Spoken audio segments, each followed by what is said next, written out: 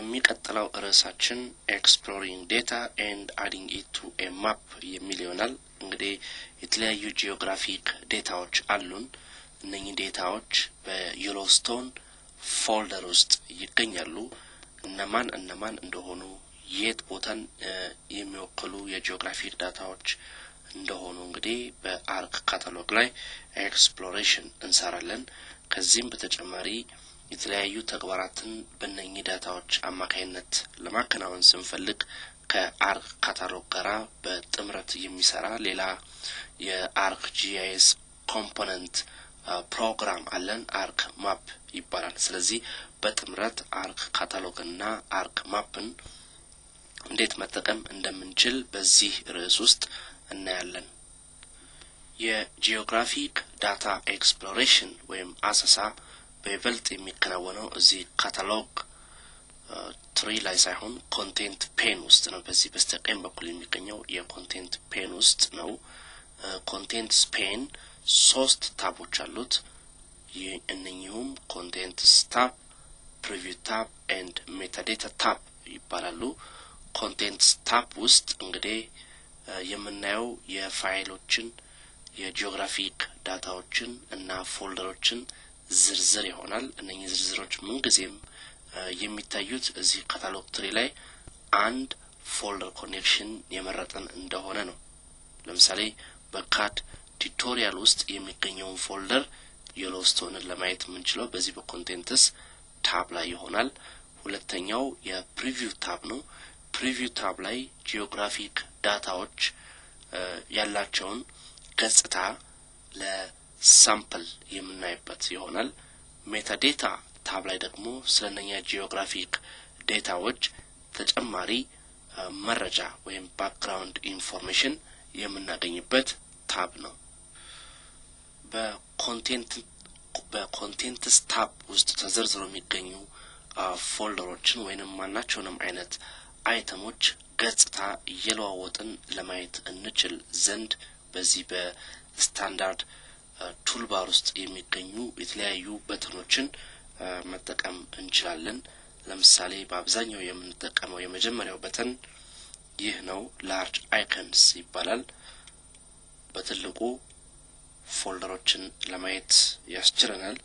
የሚቀጥለው ደግሞ ሊስት በተን ነው።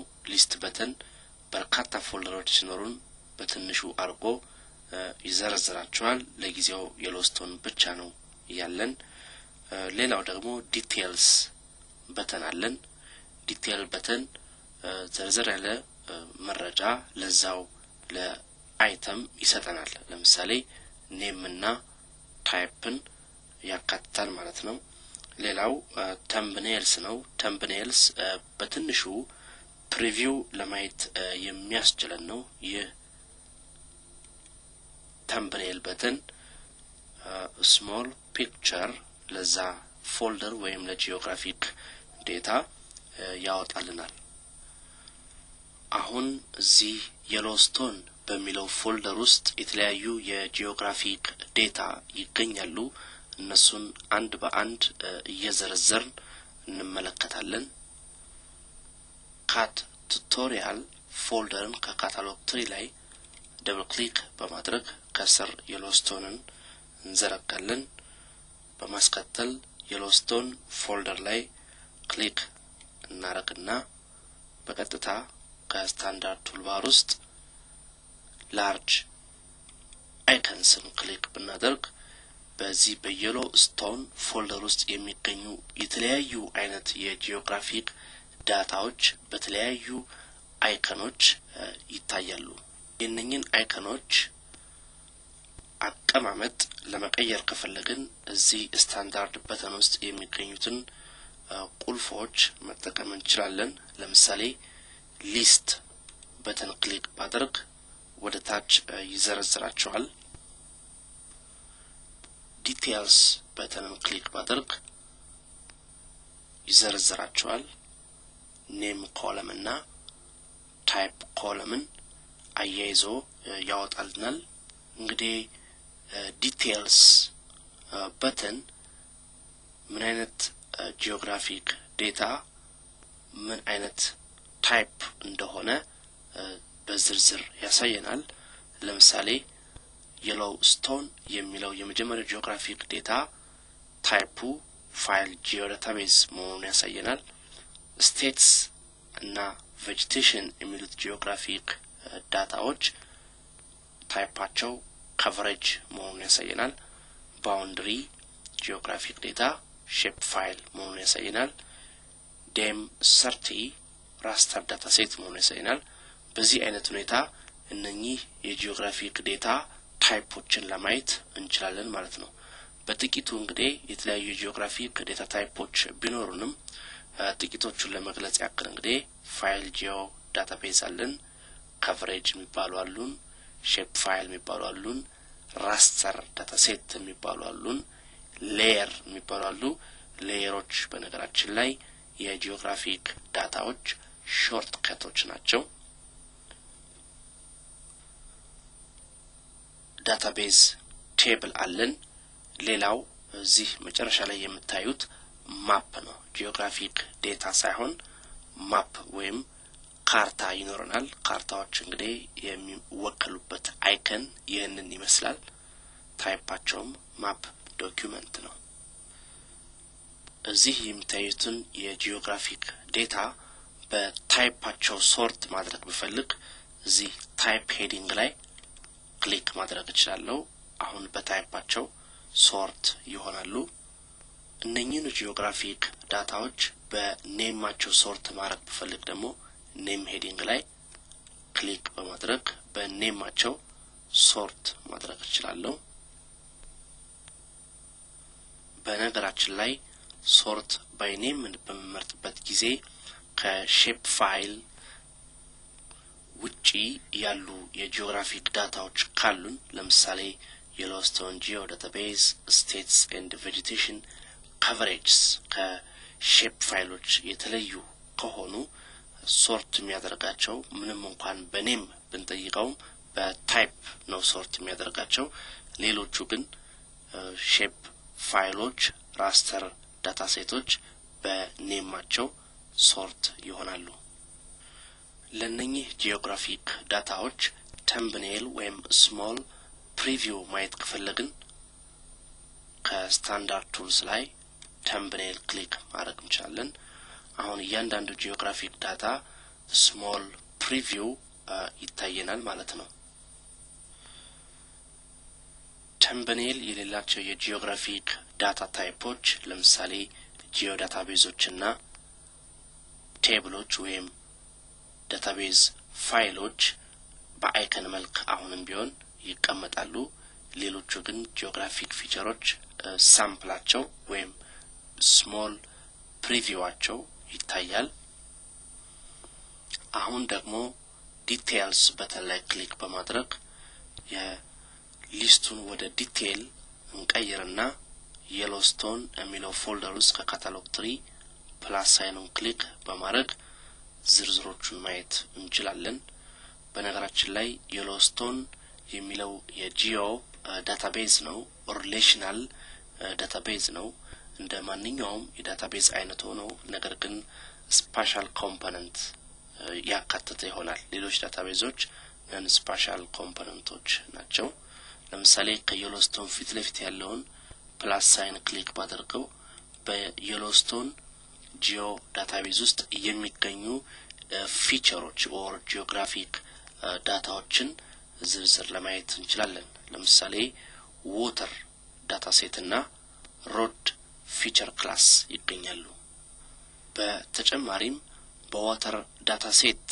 ውስጥ የሚገኙ ፊቸር ክላሶችን ማየት ከፈለግን ከፊት የሚገኘውን ፕላስ ሳይን ክሊክ በማድረግ ዝርዝሩን ማየት ይቻላል እንግዲህ በዋተር ፊቸር ዳታሴት ውስጥ ሌክስ rivers and streams feature classes ይገኛሉ በተመሳሳይ በስቴትስ coverage ውስጥ የሚገኙ የተለያዩ ፊቸር ክላሶችን ለማየት ከፈለግን ላይ ክሊክ በማድረግ ኮንቴንት ፔን ውስጥ ዝርዝሮቹን ለማየት እንችላለን ማለት ነው arc label polygon and tick የተለያዩ ፊቸር ክላሶች ናቸው ማለት ነው በዚህ በስቴትስ coverage ውስጥ የሚገኙ አሁን ደግሞ ከካታሎግ ትሪ ውስጥ ቲን ስተዲ የሚለውን የቲን ዳታ ሴት ክሊክ በማድረግ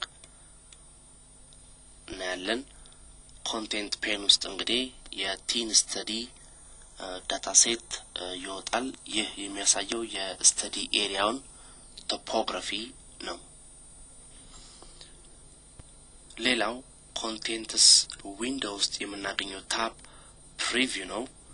ፕሪቪው ታብ እንግዲህ አንድ የተመረጠ ጂኦግራፊክ ዴታ ምን አይነት ይዞታ ይኖራል የሚለውን ፕሪቪው ለማየት ያስችለናል።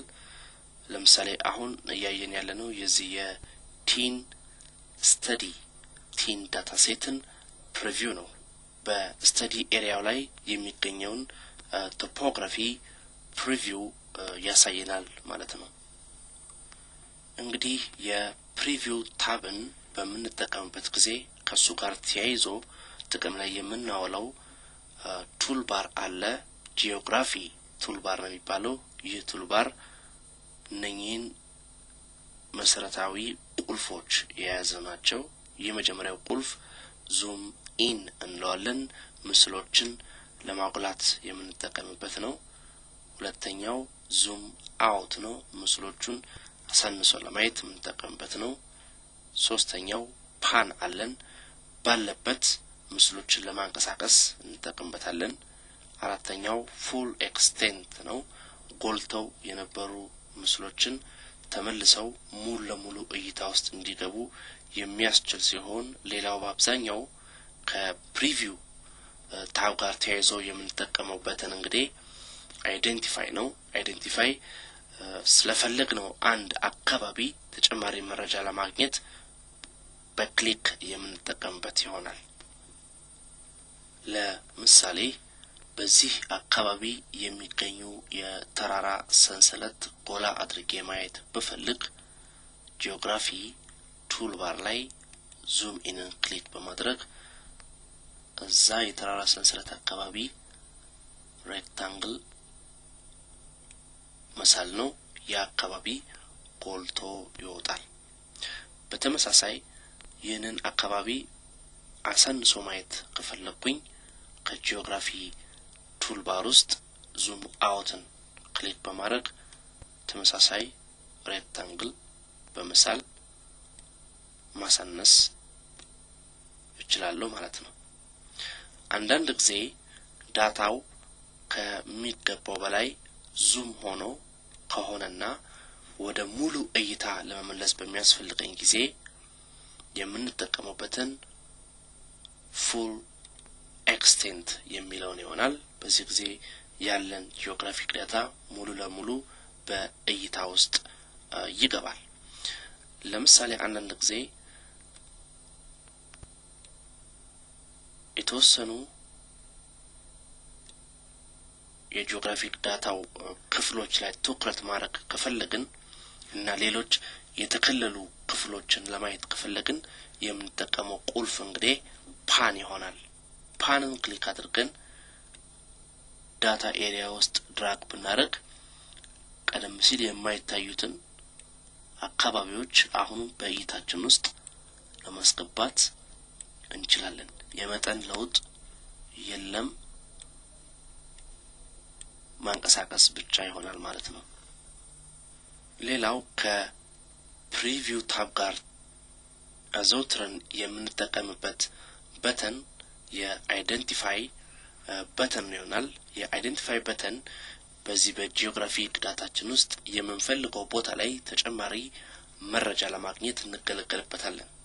ለምሳሌ ይህ ፒክ ኤሪያ 1 2 3 4 5 ወደ 5 የተለያዩ አቅጣጫዎች የሚታይ ተዳፋት ወይም ስሎፕ አለን። ያንዳንዱ ስሎፕ ስንት እንደሆነ ለማየት በፈልግ በአይደንቲፋይ በተን ያንን አካባቢ ክሊክ ማድረግ ነው። በዚህ ጊዜ ስሎፕ ቫልዩ ስሎፕ ዳይሬክሽኑን ወይም አስፔክቱን እና ተጨማሪ መረጃዎችን ለምሳሌ እንደ ኤሌቬሽን ከባህር ጠረር በላይ ያለውን ከፍታ ሊያሳየኝ ይችላል ማለት ነው። ለምሳሌ እዚህ ላይ ክሊክ ባደርግ ኤሌቬሽን 2361.167 ሜትር ስሎፕ 0.295 በፐርሰንት ነው አስፔክት እንግዲህ አቅጣጫውን በዲግሪ ነው የሚያሳየን 148.243 እያለ ይቀጥላል አሁን ይህንን የቲን ስተዲ ጂኦግራፊክ ዴታ ወደ ሙሉ እይታ ውስጥ ለመመለስ የምንጠቀመው ቁልፍ ፉል ኤክስቴንት ይሆናል አሁን ሙሉ ለሙሉ በእይታ ውስጥ ይገባል ማለት ነው